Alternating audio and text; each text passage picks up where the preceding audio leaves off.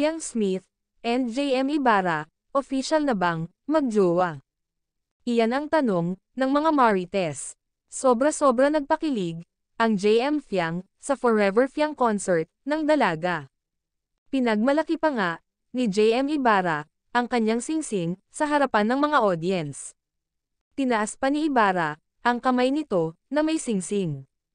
At lalo tuloy itong nag-ingay ang mga tao sa nasabing venue.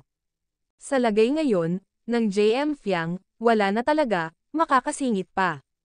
Marami man ang bashers ni Fiang na handang ibaba ang Dalaga.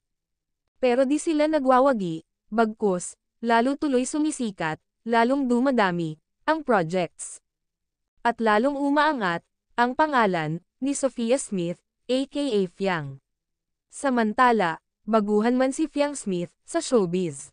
Pero bongga naman ang concert ng Dalaga. At may mga sponsors pa ito, ang dami niyang sponsors sa kanyang first ever concert, Forever Fiang.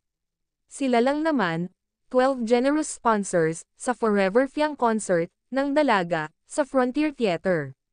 Ang dami nila, nakakataba ng puso.